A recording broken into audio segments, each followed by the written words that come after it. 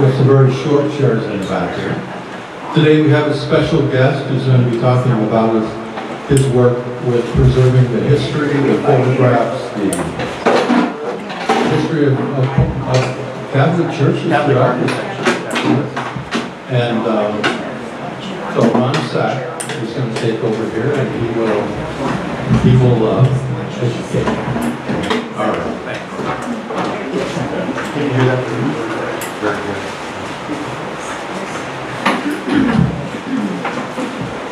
All right. We'll be turning off the lights in a little bit. I kind of want to give you an idea of what this is all about from a timeline standpoint. I'm going to be showing you a 5-minute video of some of the places that Chase Becker, who's a colleague of mine at Creighton University, along with myself, we've been devoting about 3 years of our lives to documenting the history of the built environment of the Catholic churches in Nebraska for all 3 dioceses. Primarily the focus today will be on the Diocese of Grand Island just because we have that territory covered. All 128 Catholic churches that were parishes in the diocese at one time or another. And then we've dabbled in the Lincoln Diocese as well as the Archdiocese of Omaha too. So it's been 3 years and over 12,000 miles, believe it or not, to travel to all these places. And we're a little over a third of the way through the entire state. So I got hooked into history, and especially about the Catholic Church too at a young age. My grandma Pauline had this in her house. It's a little altar, and my dad probably remembers it, but it was always above her doorway in her bedroom, and I asked her about it, and she looked at me and she goes, "I always knew I would give this to somebody someday." And I felt anointed to remember where this came from and the history and the love for the faith of the family. And then years later, my mom, Jan, gave me this first-class relic of St. Clare of Assisi that was always on my grandmother Schwenk's bedroom dresser. And her sister, who was a sister of St. Francis in Milwaukee, probably saved up every penny she had so that one day she could buy this first-class relic from Italy, and Grandma would have it in her bedroom. And again, I felt I got to carry on this legacy of the history. My parents, their wedding crucifix from Sister Anne Francis Seidel, when they got married, they finally gave me that. And then I remember the Seidels, and I'm going to show you this photo on screen, but it's my great-grandparents, and in the yard in the country and also in town, they're standing by what was called a wayside shrine. And those were very prominent in Poland, as well as Germany and Austria. But there must have been some connection they had from their parents that wayside type of shrine, identical to the one that's in the photo, but larger, existed in their homeland. And they must have wanted to have a piece of Poland in their backyard. And then through my travels, I just had to share this. I just found this in Omaha. This, I don't know if any of you know the parish that was called St. Stanislaus Kostka of Bolishin, but it was a Polish Catholic parish by Ilaria and Ord.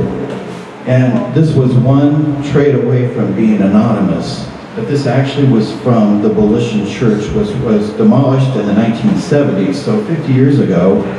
And somebody had it, and now I wrote on the bottom where it came from, and eventually this will be part of the Polish collection here. I don't want to give it up yet because it's too beautiful. But, so my journey is about artifacts and history, but most importantly it's about the faith of our family, the faith of my brothers and sisters, and all faiths. And I'm going to share a 5-minute video with you, and then I'll dabble into the book a little bit. And I know the room is kind of warm, so let me know when you're ready for me to kind of end it, because I can talk forever. And I'll let Larry grab the lights whenever he's ready, and we'll show a video.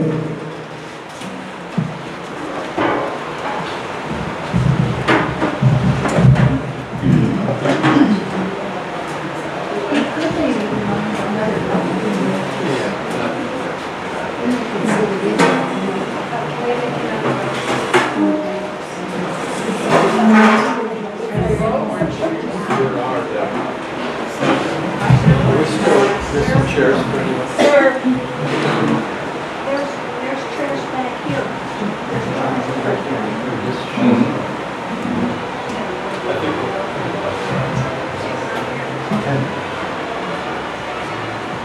And the title of this video is called Amazing Grace, and the vocalist is Judy Collins and her choir.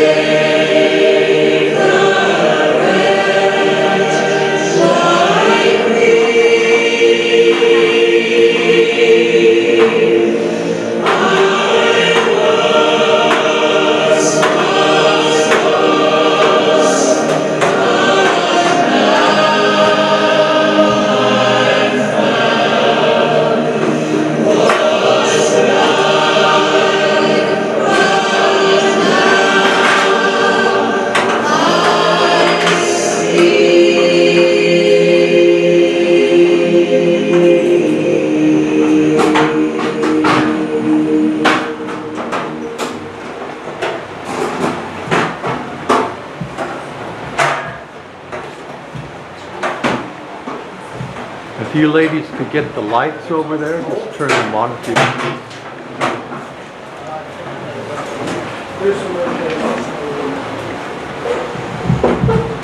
We'll wait until a few more people come in and then we'll get back to the presentation.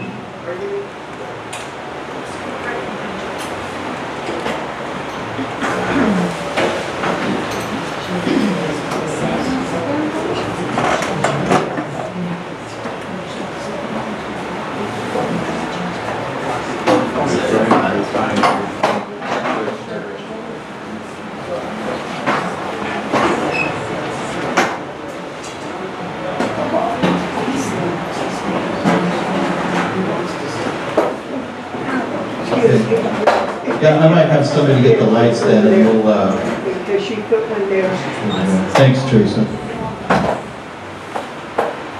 All right. My name is, like I said, is Ron Sack, and I have been working on documenting the history of the built environment of the Catholic Church in Nebraska. There has never been one master list for this. We have lists of parishes across the state, but when you want to go really far back into the 1870s, some of them are not documented at all, and we're going to touch upon those too. Primarily the presentation, because of where we are right now, it focuses more on the Diocese of Grand Island, just because I thought you'd be more familiar with some of these churches. And this is the title. I'll talk about how I came across the title, because of somebody who had preceded me generations before had written something that really moved me. His name was C.V. Swoboda, and he was a Czech patriot and pioneer of Howard County. And in dabbling in his writings and books and everything, I really was pretty mesmerized by what he offered for future descendants. So my inspiration begins at an early age. I walked you through just a few artifacts, but really I'm a collector of memories. You know, I like to collect things and items and so forth, but for me, what's most valuable are the memories that are associated with the things along my so-called journey of life. What I remember most was my family on both sides, their faith. Catholic and Lutheran and Methodist, kind of a variety, but the Catholic faith really caught me at an early age, and my grandparents, we called them Jaja and Bamba, they're standing by what is called a wayside shrine, and I never knew what those were really until I got older and I started to take a look at Europe and travel, and they existed just like that in Poland. These are two in Poland.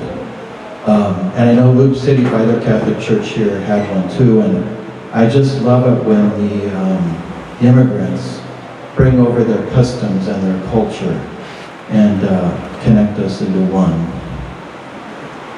And my grandma Schwenk had one too in her bedroom, a wayside shrine, given her by her sister Mary Ann Wissing, and my mom gave me that. And again, it just speaks of the history of the Polish history and the culture. And so my DNA, I did the ancestry, and you can see Poland's pretty hot, so is Germany, but also the Czech Republic. There's a little going on in Slovakia, the Netherlands. And I'm sure, you know, obviously like flowers, I mean, we cross-pollinated across borders, but I'm 100% European, and this is my history, and I know I share a lot of my history with all of you too. This is my DNA wall in one of my bedrooms. But that's my family that goes back generations and generations, and why keep photos in a box? Why not share them with people who enter your home? So they know who you are, where you come from, about your faith, about your life. So I call these my DNA walls, and this one's devoted to my immediate family, my parents, as well as my grandparents. That's my mom's little first communion dress in the upper right. Why keep it in a box? Why not share and show it? Anyway, my mom and my dad, they're here, my sister and brother, and I know my other brother Russ is here in spirit too, and anyway, history comes alive, and I love history, but I don't live in it. I live in the present, and I love history because I'm grateful for the future that we're about to receive. So that's why I constantly look forward with having a respect for looking back. So 23 years ago, I documented Howard County through a series of photographs, which led to a history book on Howard County. And I've been thinking about it over the years. This is Paplin, probably about 25 years ago. Danaverky, Warsaw, and I decided to put all these in a book, in a collection. But I've always been, and my mom will tell you this too, I've always been mesmerized by the Warsaw Cemetery and what C.V. Swoboda had to say. And he talked about how the time is not far away, and he's probably writing this in the 20s, where only the inscriptions will remind the passerby that there lie loyal Czech pioneers in the cemetery who struggled for a livelihood and a better future for their descendants. And I really keyed in on that line. The time is not distant when the dear Czech language will vanish and only the Czech inscriptions and the names on the monuments in the Warsaw Cemetery will remind the passerby of the fact that here lie loyal Czech pioneers who struggled for a livelihood and a better future for their descendants. That's why they built that church, for future descendants. And in a sense, that's why Chase and I are writing this book. We're not only doing it for here and now, but we're doing it for future descendants. Because our history, I gotta tell you, is fleeting. And we need to take the time, like my grandparents said, to write on every photo, to document what you know, because you're gonna forget. And an inscription that's above my den leading into my home is, when a person dies, a library is lost. And that's so true. There was never one comprehensive map on the state of Nebraska divided out by all three dioceses where all churches, Catholic churches, were located in the state until now. That was never done. And the ones that were never on really are the ones that people forgot about because they didn't write about them, or there were just little sentences in somebody's family history, but we finally put them together on a map. And that's what you're seeing here with the parishes in the Diocese of Grand Island. These were the Catholic schools, and all of this is going to be in our book. This is the Archdiocese of Omaha. Those were the Catholic schools. This is the Diocese of Lincoln, and these were the Catholic schools. And here's what we look like as one state, one family. Those were all of the Catholic churches that ever existed at one time or another. And this is quite remarkable just to have this map, because you think, well, we remember the ones here now and know the ones that have closed in the last 50 years, but I got to tell you, some that were around 120 years ago were not well documented. And here are the Catholic schools that existed at one time or another. Howard County had the most in the Diocese of Grand Island for Catholic schools. So now I just want to show you and share with you kind of what our travels are like, and how sometimes you're probably thinking, well, Ron, how can we not know where some of these churches are? I mean, how can we just not know? And how many of you in this room have heard of Curley? Curley is in Sioux County by Harrison, but there actually was a Catholic church there called St. Charles. And you can see where Harrison is in Montrose that you saw in the video. But Curley was just in the south central portion of Sioux County, which is out in the Panhandle. And so what I do is I contact the parishes out there. Jill Balcom's a member of the parish in Harrison, and Delilah Flaherty lives in Crawford. And Delilah was a witness to Curley in the fact that her husband used to serve Mass there when he was a little boy. And so then I call these people and set up times and appointments to meet with them and go out on location. And this is what Delilah remembered.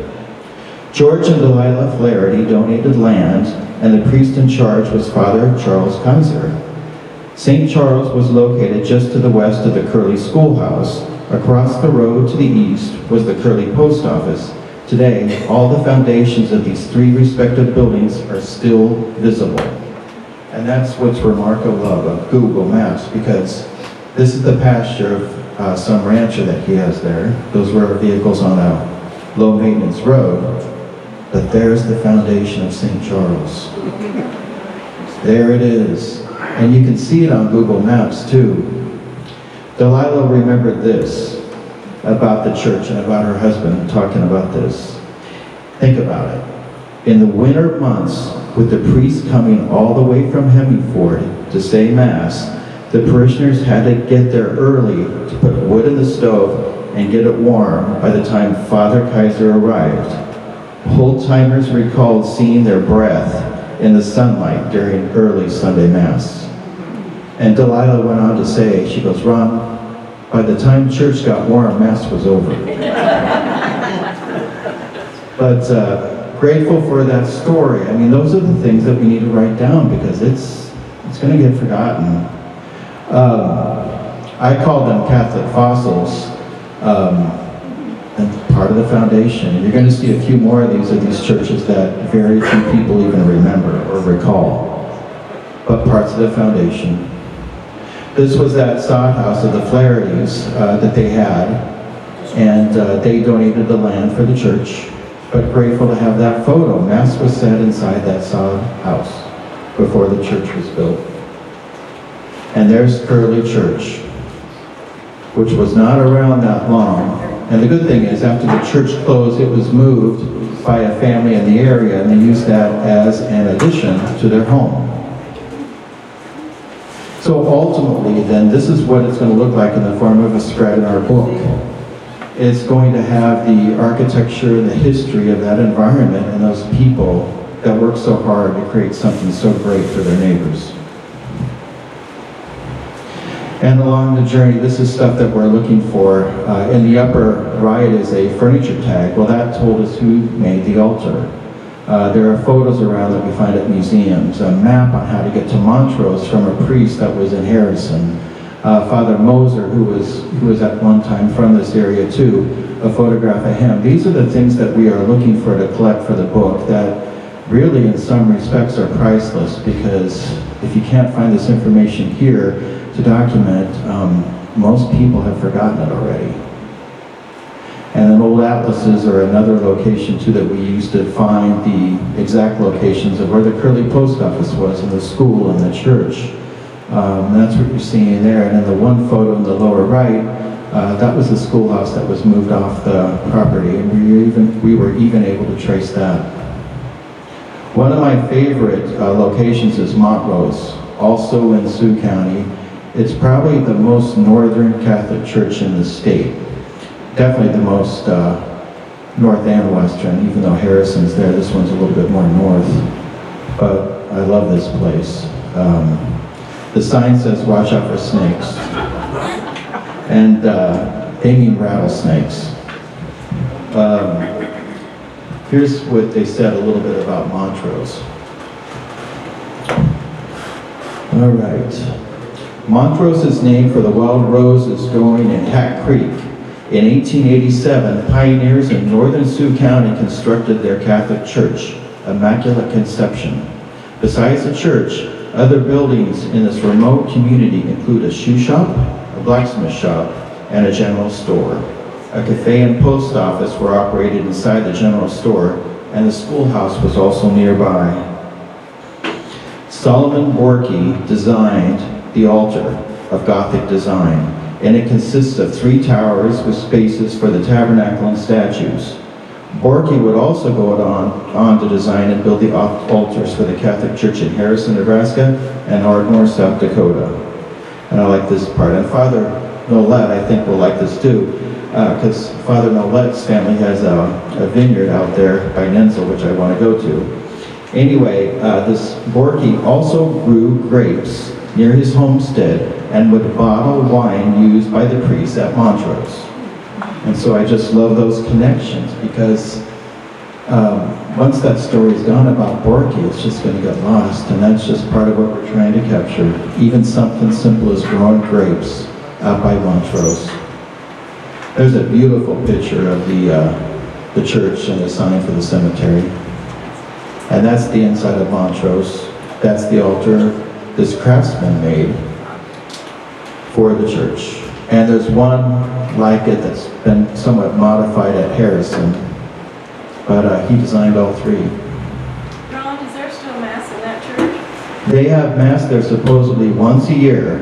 Good question. And I heard the bishop likes to go out and have Mass there too, because it's just so picturesque and remote. I mean, nobody else is out there except the rattlesnakes, you know, and it's just beautiful. And like Willa Cather said too, I mean, look at that horizon line. She would say, because the Nebraska landscapes are so massive, she goes, between the earth and the sky, I felt erased, blotted out. You know, and that's what you're seeing when you look at the Nebraska landscapes, and we have amazing sunrises and sunsets here. Again, just a few of the images I was able to photograph while there. Even I love the folksiness of the fly swatter on the cabinet in the sacristy, you know, and it's just, it's witness to a time that will never come again.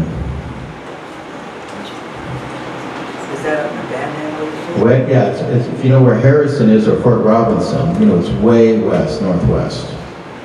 But look at the passion of the priest and the procession into Montrose. You know, I know it's nostalgic and everything too, but just the beauty of the Mass and the celebration of the Eucharist and what those people witnessed. I mean, and this is probably taken maybe in the 50s maybe, but that's all they had back then. Their faith was so important. They had the church, they had the farm, you know, and hopefully they had a general story. That's all they needed. And maybe a horse and a cow. But anyway, there was a celebration there at Montrose. And that's ultimately what it's going to look like in spread format in our book. I got to tell you, one of my favorite places in terms of an actual church and architecture is in Nensel. And so I'm glad Father Millet's here. They had a tornado in 1962, and they were in the process of building a new church. But what happened is, before that new one was built, it hit that current church, the little wooden one, and there's a parishioner standing by the confessional, what was left of the confessional. And that's that round window that you saw right there in the front. And it was just leveled. But the small community banded together and built what I feel, and I love these photos, they built what I feel was probably the best mid-century modern church in rural Nebraska. I just want to talk to you a little bit about the art and the design in this church. I'm talking specifically now about this. The focal point of St. Mary's Church is the hand-carved cross and statue of Mary, crafted in Oberammergau, Germany, and inlaid in 22-karat gold. A mosaic sunburst resting beneath and behind the cross is made of fine Italian glass tiles. All these items are museum-quality pieces and were created at the highest level of artistic expression. Together, the marble, bronze, wood, and glass work in unison to give St. Mary's sanctuary the sacredness it deserves. And so, that's Mary there. And what I love about Nensel is they have done very few alterations to the church, so it still maintains its original integrity. But again, those candlesticks and crucifix are just beautiful. The icons of the four evangelists are at the base of that altar, which is carved out of marble. And the top, the black marble, weighs 2,000 pounds, just the top. But again, it's a striking church and probably one of my favorites in the entire state. So where is Nensel? Nensel's in Cherry County. You know, if you know where Valentine is, you know, kind of up in that neck of the woods. 30 miles west. There you go. Thanks, Father. It's ordained. Yeah, Father said he was ordained, and his brother too, right? No, he was Oh. ordained in the cathedral. Okay, cathedral. Got We it. had different bishops. Got different visions. Okay. Can I oh, go back to when you had Montrose? I think it was Montrose. yes. There were 2 Monsignors in that. Okay. Where in the world did they come from out of nowhere? Good question. I don't know, but I can look into that. I will look into that. Look at how they handle the votive expressions on the walls. This is something that we are considering doing in St. Paul too, at St. Peter's and Paul, but again, the visual interpretation of how you handle sacredness and votives and serenity can really have an impact on your building. A side altar and chapel. Again, that mosaic there, you can't really see it, it's kind of dark, but the mosaic at the base of the altar again is out of tiles, and that's a beautiful side altar made entirely of marble. And there's the interior. Okay, so we're going to go back in Howard County now, and I just want to talk about Warsaw. This was the first Catholic church in Howard County. And C.V. Swoboda in his writings talked about when they were trying to find somebody to build the church. And nobody really had experience in that little Czech colony. And then they talked to George Leftwich, and they said, well, he built a dwelling and a chicken coop. So they figured he'd be good enough to build their church because he built a chicken coop and a house. And I love that story. And this was such a special place to my friends, the Swobodas and the Sheftiks, you know, and a lot of the other families too that grew up there. But I've always been memorized by the location because the cemetery is so well maintained. And one of the priests that was there, his name was Jan Stephen Brose. And Judy Samuelson had this photograph tucked away in her collection, but that's him in the center. And he was a priest at a higher level. He studied skeletal fossils, and he wrote poetry, and he wrote a few books, and he was just a friend of anybody's. He loved the Czech culture, but the Polish people loved him too, and the Germans, and he was stationed in St. Paul for 4 years, and so he built the church in Geranium that we'll talk about in a little bit, but he also built several other churches too, and he died young, but he did so much, and he was another one of those priests that you'd call a Renaissance priest, because he knew so much about so many things. And I know C.V. Swoboda was very fond of him. And that was the church at Warsaw. The second one, that was brick, Gothic in design, and the first Catholic parish in Howard County. So where would that be in relation to St. Paul? Yeah, if you know where Midway is, it's in between St. Paul and Farwell, and there's a highway that goes north and south, either to Dannebrog or Elba. You go 1 mile south of Midway, and then you take a right, which would be west, and the cemetery is still there, and they have 80 acres, which is now part of St. Peter and Paul's Church, and my brother and my nephews farmed that, right, Jeff? Yep. Pretty proud of that. My dad farmed it for years too, and I know others did, and it's a pretty sacred space. But that cemetery is just amazing. This was another one that Judy had. It was a small little brownie camera photo, but it blows up, and it's going to be one of the focal points in the book. The priest there is Father Gleason of St. Paul, and the tall lady on the far right, the tallest lady, is Loretta Keating. She was the mortician in St. Paul for many years. And one of the men standing is Sheftik. I know that for sure. And Judy has written on the back, or her family did, whose funeral that was, and that'll be noted in the book too. But it's just an amazing photo of life and death, and the sacredness about how a church and a family and a community can mean to people. Is that church still there, or? No, they tore that down in 1964, unfortunately. But again, it just had historic significance for Howard County, and it's too bad it is gone. And that's how the autos, after the horses were done, that's how the autos lined up for Mass at Warsaw. And again, I just love the prairie and how it butts up to the church. They had a mission priest there in the white. And if you see two ladies down from him, to his, or we're looking at him to his right, that's, if you remember, Olga and Irene Lekarsky, they ran the newspaper in St. Paul. That one tall lady is Olga Lekarsky. And I know the Swobodas are in there, and the Sheftiks. Grandpa's standing right next to the priest.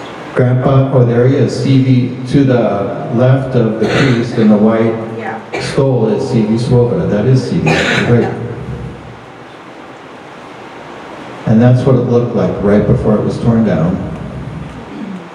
And again, just grateful that Judy had this collection that now is going to be shared for everybody in our book.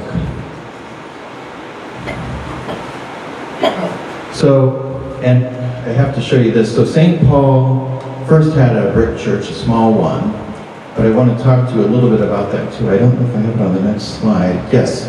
So St. Paul built a brick church, and the architects were out of Omaha called the Cleves, and I never was able to find it, but I subscribe to newspapers.com now, and hours of research, I found out who the architect was. Then when it was time for Warsaw to build their new brick church after the little wooden one was done with, they decided they wanted the design built just like St. Paul's. You could see they're almost twins, those two churches, St. Paul and Warsaw. And one other thing about Warsaw too that I wanted to talk about is they were trying to find bids to build a church, and nobody would fit a bid within their budget, so CV and Gruber built it themselves. With St. Paul, I never found the architect, and I really want to talk about this for a little bit too. They ended up finding Victor Clutho, who was the architect of the church that we remember in St. Paul. He was an architect from St. Louis, and he was probably one of the best architects in the Midwest.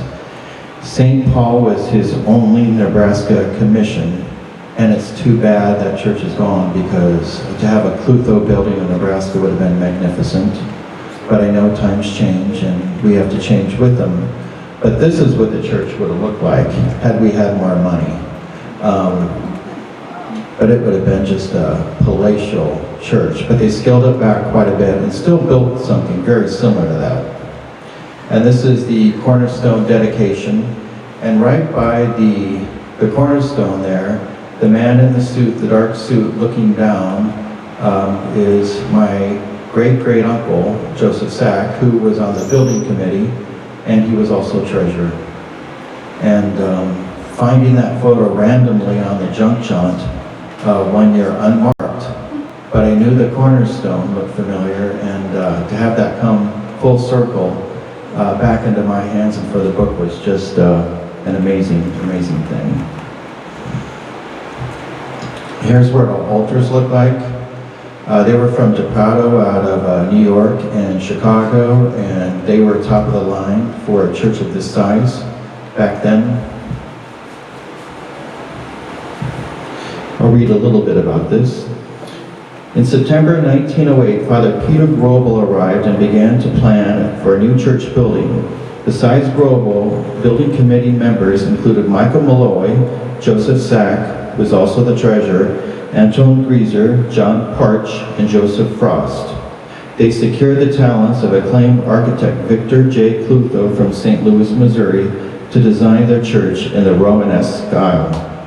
Total cost came to about $20,000. And that's the church we remember. And about 1924, they built a rectory, and Leo A. Daly, who was Nebraska's best architect at that time, designed our rectory. He also did the rectories in North Platte and Alliance and several other locations too, but he was probably Nebraska's premier architect. And he did a lot of Catholic churches, and he was the lead architect on everything you see at Boys Town. This is work of Victor Clutho, who designed St. Peter and Paul and St. Paul. And this is still standing at St. Francis de Sales Oratory in St. Louis. But this was the architect that designed St. Paul's. And St. Paul's obviously had a modest budget, but still to have somebody of this level design our church in St. Paul was incredible. He also designed the chapel and monastery of the Immaculate Conception in Ferdinand, Indiana, and a hall in Kansas, and another church. This is a cathedral in Belleville, Illinois that he did. Another church close to my heart and my roots is St. Laborie, because of my mother and my grandparents and great-grandparents. I love this story. They erected a cross and gathered around it to form a circle and pray. This was their first church in St. Laborie, a cross.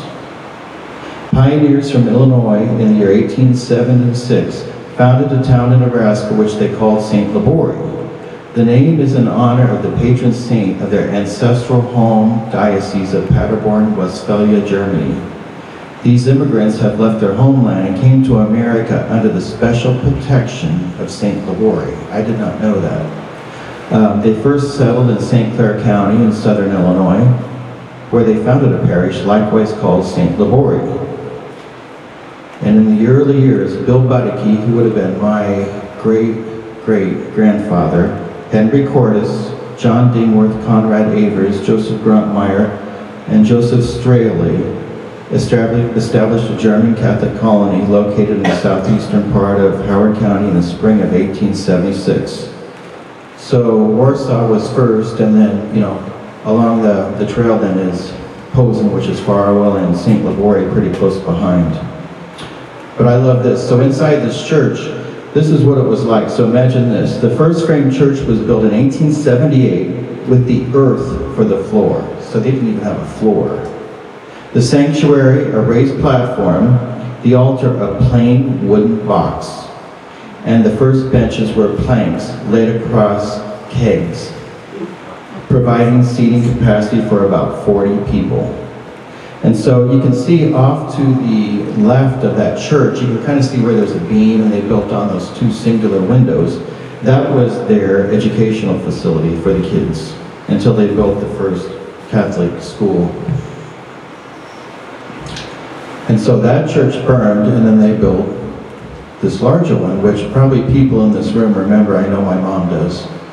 This church would be demolished around 54 to make way for that beautiful Leo A. Daly Spanish-influenced architecture church.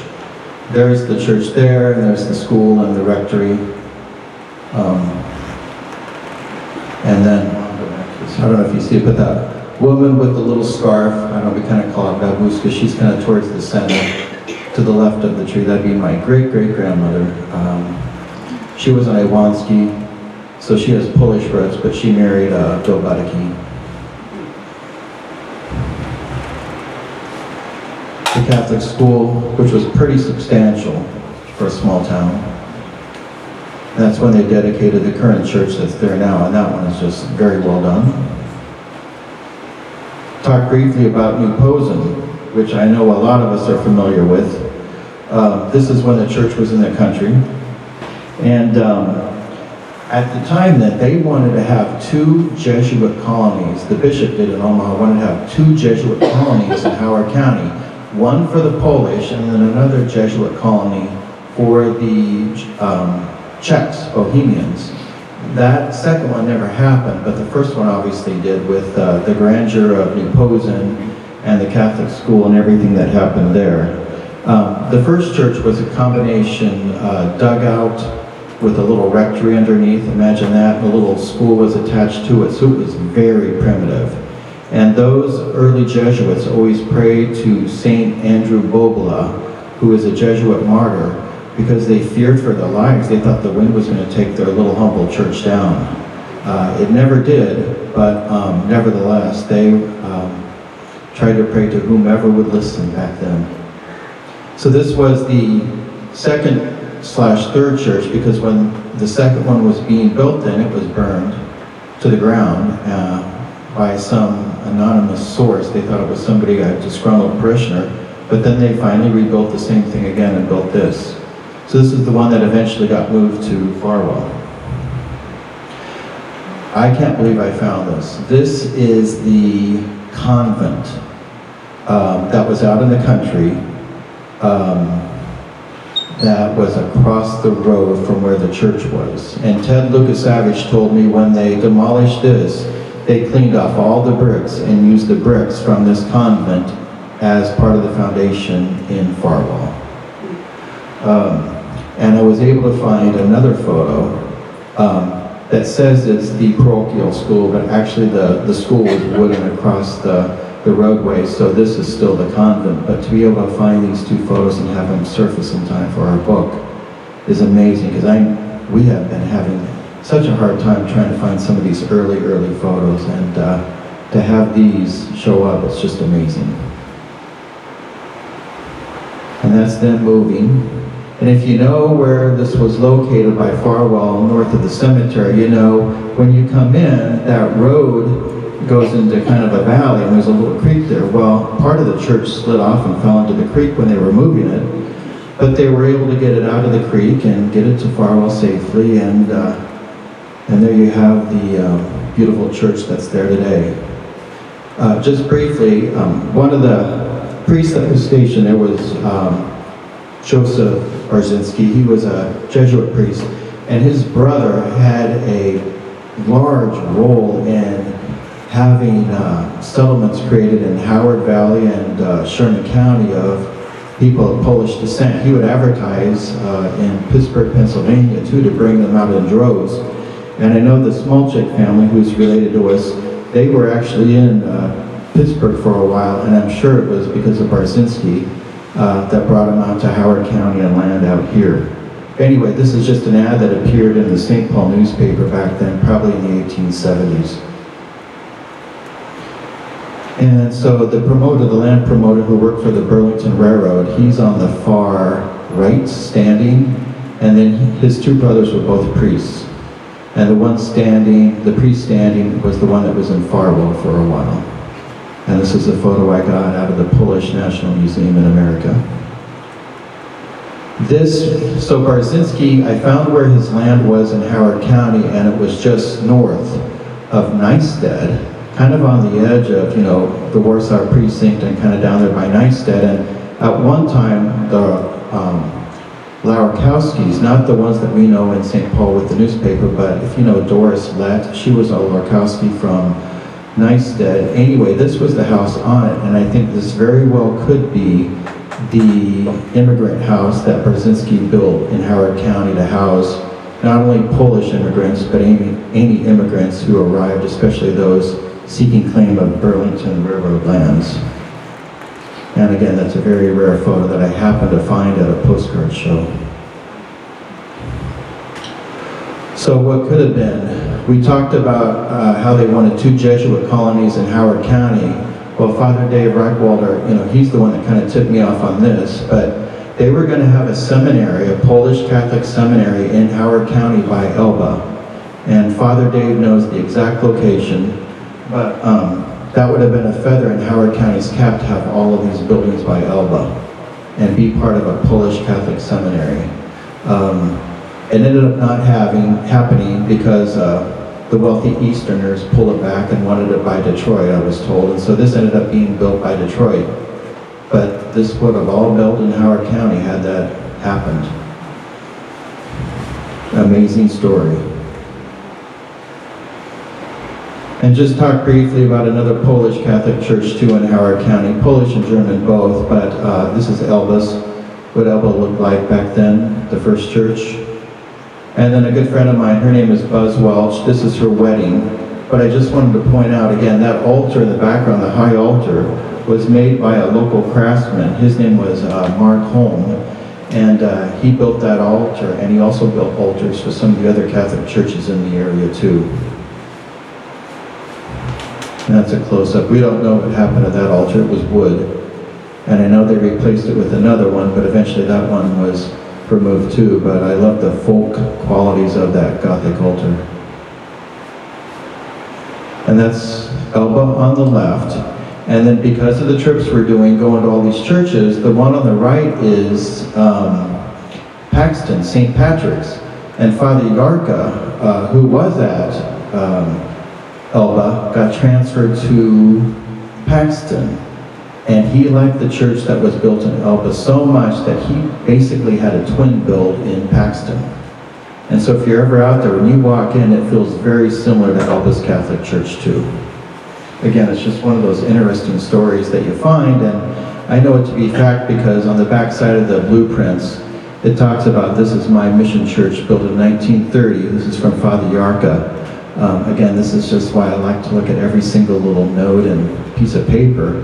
He talks about how he adapted it and he modified it to kind of fit his needs there. And anyway, $40,000 back then for the church in Paxton in 1930.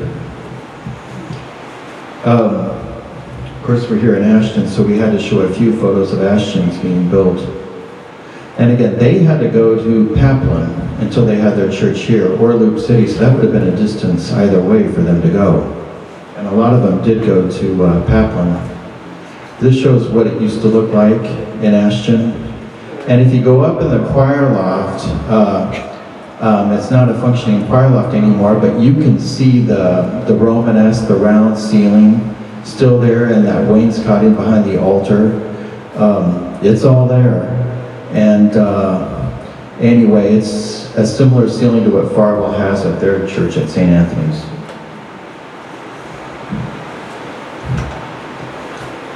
this is what could have been. Around 1927, before the Great Depression, I know you can't see it too well, but Ashton was going to get this massive church.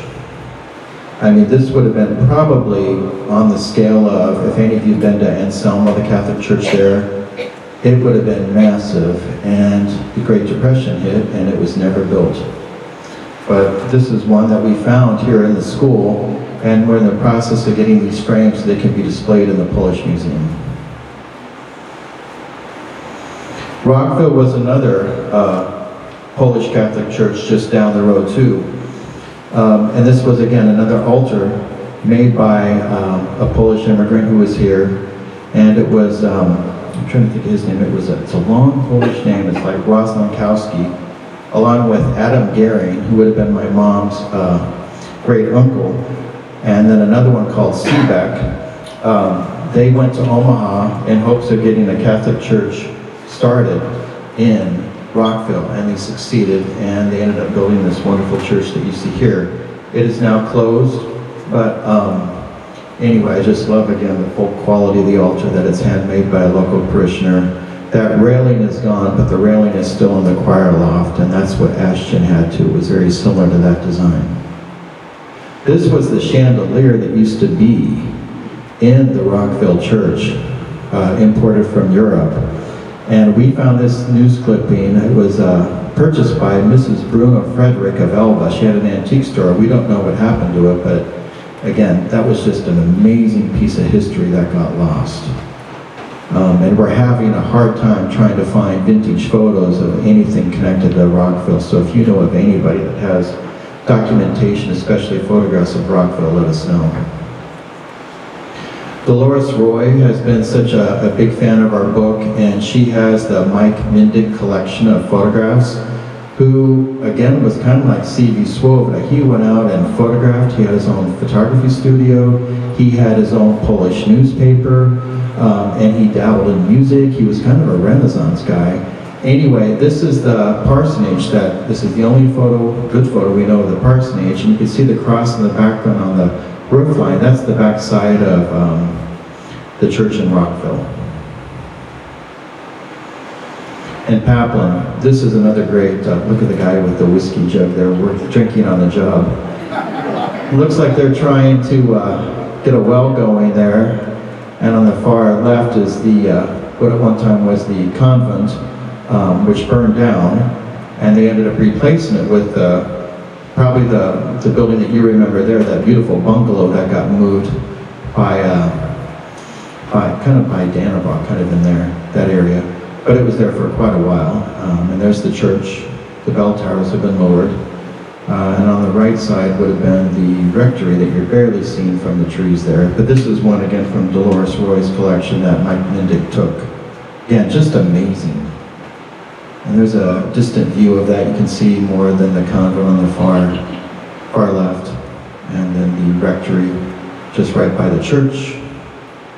And everybody knows about the diphtheria epidemic that happened, where it just took the lives of so many children back then. Such a sad thing. Briefly, just about that, I want to talk a little bit about, there we go. So, Father Francis Stewart, who was a Jesuit, was later appointed the first pastor of Paplin. He traveled to Omaha to ask help from Bishop James O'Connor, which was granted to build a church. So think about this. Area farmers hauled the rough stone from Davis Creek, 10 miles away. This is horse and buggy days. And the lumber from Grand Island. A large, beautiful church was erected in 1882 with 2 high steeples that were built and the interior decorated. Joseph Mindig made the first altar, communion rail, and the confessional. That communion rail is gone, but it's a similar design that you saw in Rockville.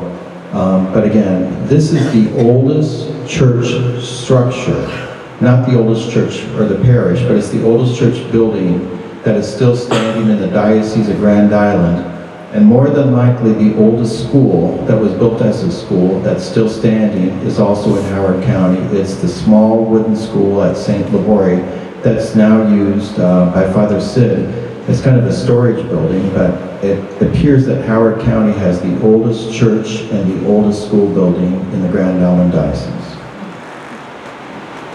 This was just another view of Ashton taken by Mike Mendick that Dolores Roy has, which is just amazing. That shows the settlement in the early days. So briefly, I just want to talk to you about, again, some of these mystery parishes that we keep talking about. And there were 3 in Box Butte County that were around maybe 2 years, maybe 6 years, maybe 12 years. St. Winifred in a community called Godout, St. Lawrence O'Toole in Box Butte City, and St. Mary in Running Water. And this is part of the volunteer project I love the most, because to try to find these is just harder than hard, but you find the right person and that can make all the difference. These were sod churches, so there's nothing left. But this is a photo I happened to come across on eBay.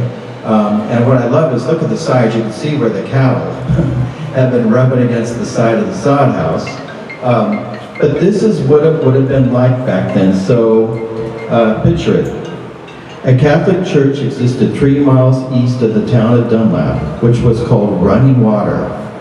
May Mannion, who was a writer, said, "Services were first held in the John Urbanowski home. A table was covered with a white cloth. Prairie flowers decorated the table, and Reverend Jan Bros, I talked about him earlier, who was a friend of the C.V. Swobodas. He was the priest out there at this time, and he brought the altar furnishings in his small suitcase. Settlers gathered for Mass and celebrated. Later, a sod church, which you're seeing here, was built. The men hauled cedar and pine logs from 30 miles northwest to make rafters and also make the pews."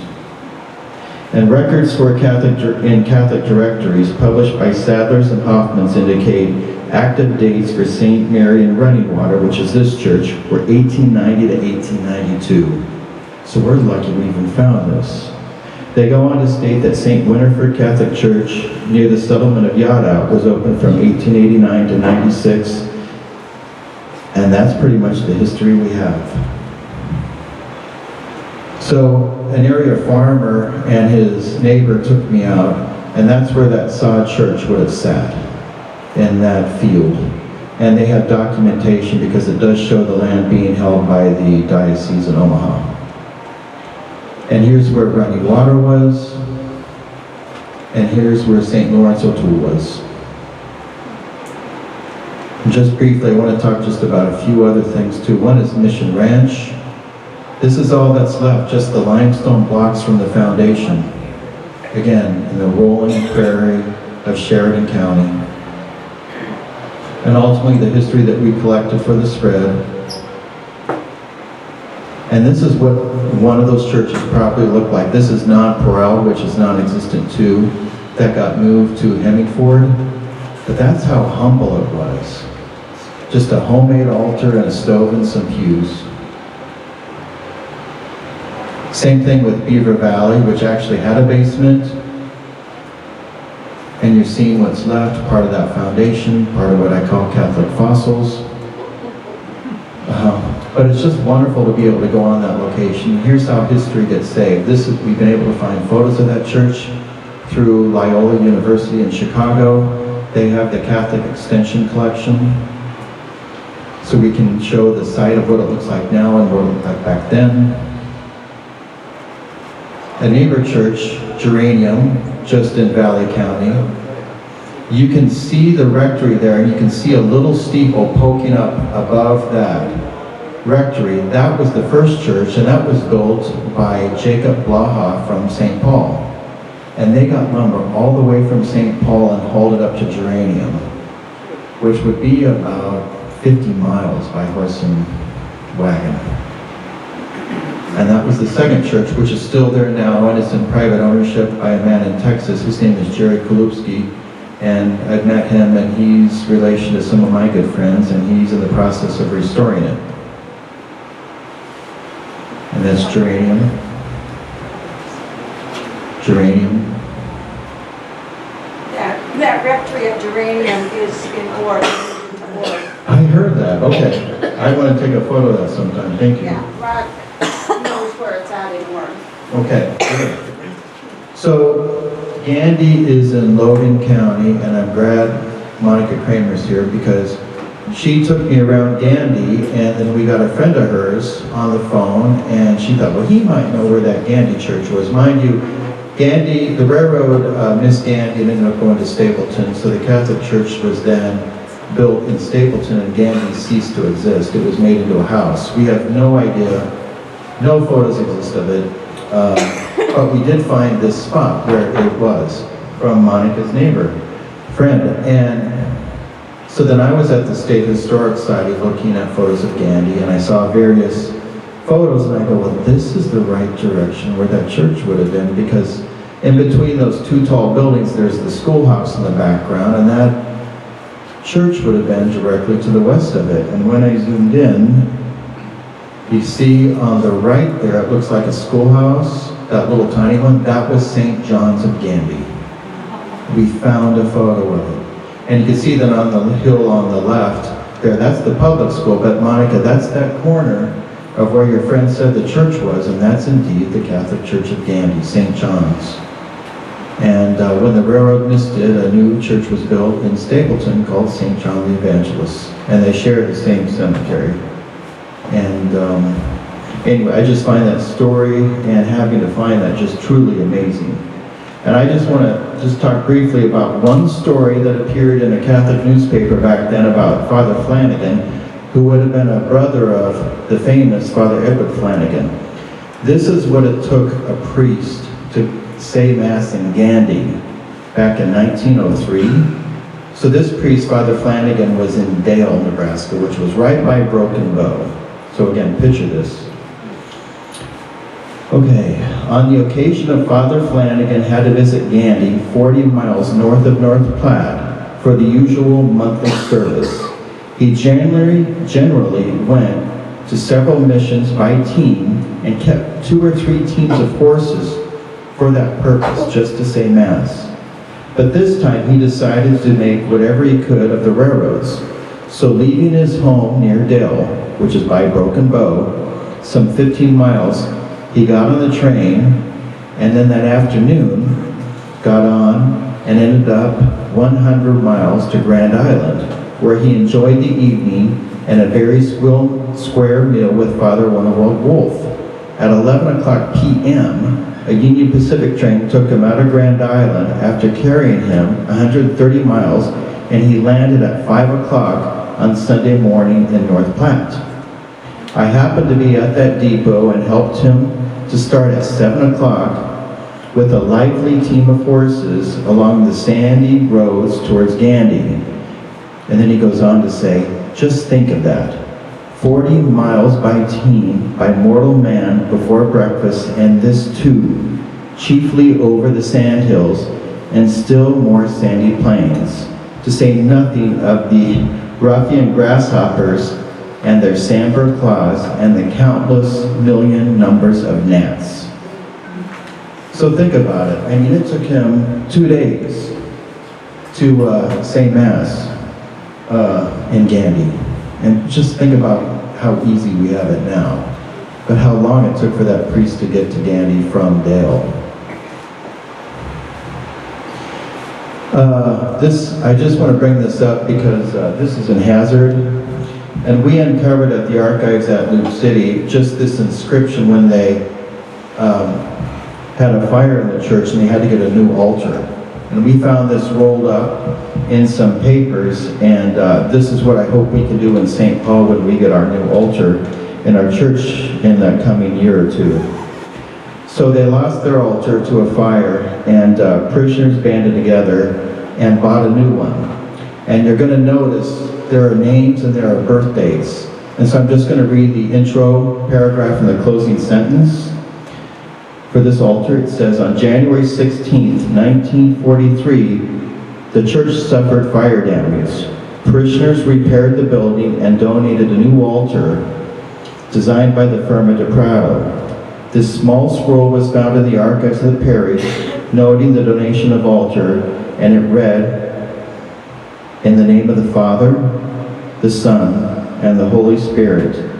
December 25th, 1943, the 11th year of the Most Reverend Bishop Bona, and the 4th year of Reverend Gorak, Administrator. After repairing damage done to the church by fire, having blessed with a good corn crop, the people of this parish at St. Gabriel's, Hazard, Nebraska, decided to buy this altar to the greater glory of God, our Lord and Savior, Jesus Christ. Inserting our names of our family members, we ask to be remembered at the holy sacrifice of Mass before the judgment seat of death. And then a listing of 163 names and birthdays are noted. And the inscription concludes as follows: May we all be reunited in heaven. Amen. And this is the altar they bought. And again, just a powerful message and a small piece of history that's rolled up in a scroll that I hope is never forgotten. And in terms of our book, it won't be forgotten. Just dabbling on a few more churches here before we close. Designs for Spalding, done by the priest in Spalding, Father de Vos, who is from Belgium. And this was their second church. And that's what the second church looked like. Again, a lot of that stuff that you're seeing there is homemade. Newport got their church from Stewart, moved it to Newport. And they built a rectory, and the lady loved Father Barry, the priest there, so much. You see 2 doors there on the front porch. There was no rectory, so she built her new home and had an entrance for Father Barry with his own parlor and bedroom, because they loved the priest, Father Barry, so much. And it was named after Michael, her son, because he died at Spalding College when he dove into the river and broke his neck. And that's a photo of Michael, her son, who was a good friend of Father Barry's. Again, this history, it's just going to get forgotten if we don't keep writing this stuff down. The inside of the church that's now in Bassett, part of their museum. And 2 wonderful Polish parishes around in Valley County called Polishfest, which is where that cross I showed you up front, that crucifix is from. And that's a wedding going on there. And this one's been demolished. And then Elyria, which is long gone too.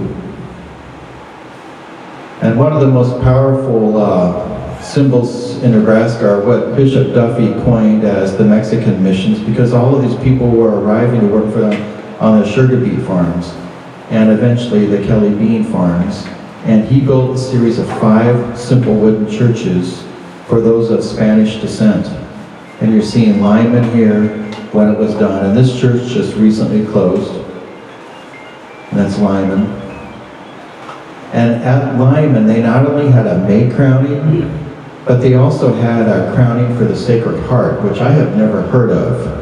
But a little boy then would crown the Sacred Heart statue, and that's him doing that there. And I had never heard of that custom of crowning the Sacred Heart statue. But that's the statue. And when it arrived in the 1940s, kids started to cry, the children, because the statue has glass eyes, and they thought it was real. And again, that was written in an article that's going to be in our book too. And this is probably in the 80s. Of Lyman, Minutair, that was their first humble church. That's the one that's currently there, but it's closed too. And Minutair in its later days, and then Morrill, which just closed. This church got moved to Henry, Nebraska, when the newer church, the one that's there now, was built. In Bayard, Scotts Bluff. Again, wonderful photos of the children. Our Lady of Guadalupe, Scotts Bluff. Keystone, which is the only Catholic Protestant church at the time in the country and perhaps the world. But it was built for lack of funds. But the pews were built by the rail car company so they could be flipped. So one side could face the Protestant Mass, the Lutheran Mass, and they could be flipped around to this side to face the Catholic altar. So again, Catholics and Lutherans share the same church, which I think is truly wonderful, and just the ingenuity that went into that, having, you know, the two faiths become one and share the same building is just amazing. Woodlake, you're going to notice, I'm almost done, you're going to notice the bell tower has no bell.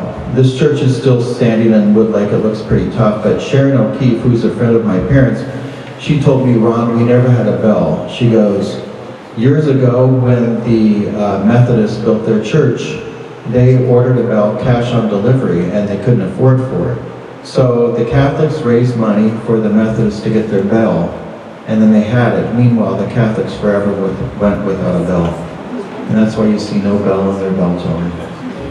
But again, I just love the fact of, you know, churches helping other churches. That's what it looks like now. That's unfortunately the sign that you're seeing of a lot of our decaying churches of all denominations. It was used for storage.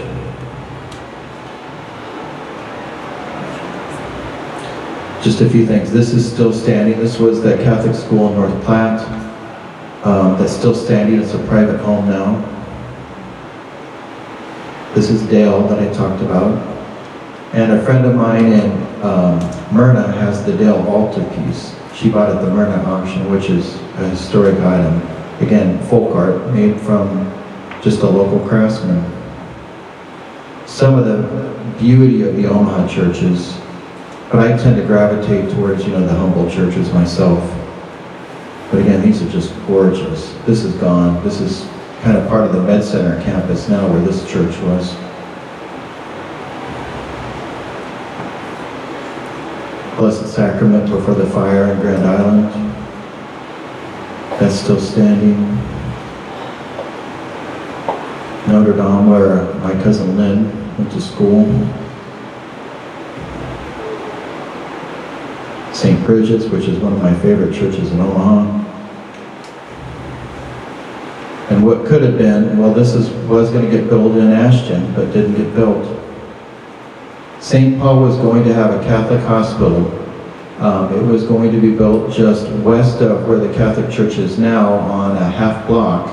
And it was all set to go. The bishop was securing the Sisters from Alliance to staff it. And then the businessmen, the doctors at Grand Island kind of protested it. And then St. Paul ended up not having a sewer system at the time, so we never built our Catholic hospital. The Knights of Columbus and St. Paul, they were going to redo their building.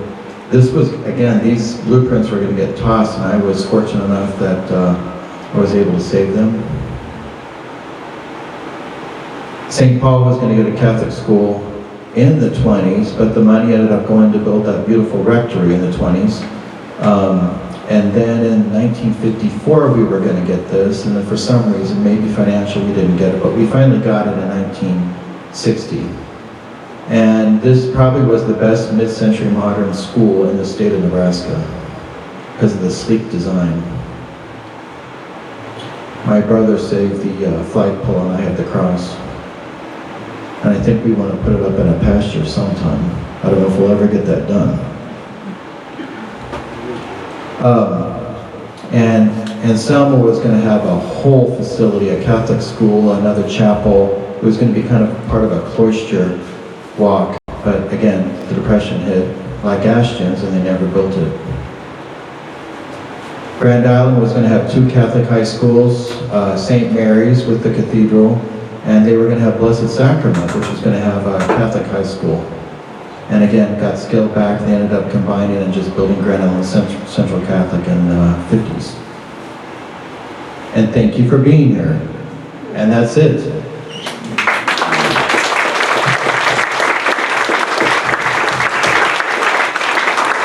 I kind of rushed through it pretty quick at the end, but if you have any questions, I'll be around a little while. But thank you. Yeah, if somebody wants to turn on the lights, that would be great. And if you have any questions, let me know. And it was an hour and, okay, an hour and about 15. Okay, yes. Tourist Center. Yes. Same place as stuff. I have photos, yes, I researched those and I have those too. I just didn't have room in the presentation to do all that. We didn't want to be forgotten. Show your mouth. Boy, Ron, that was quite the You're making this into a book. Yeah, book. When? Hopefully the book will be out in the spring. There's a small, it's going to be about 400 pages, and the prototype is on that little easel there, but that just gives you a glimpse of how it's going to look. Well, good question. There's forms if you want to fill out forms, and I'll take your name and numbers, and I'll write here and call you when they're done and ready for publication.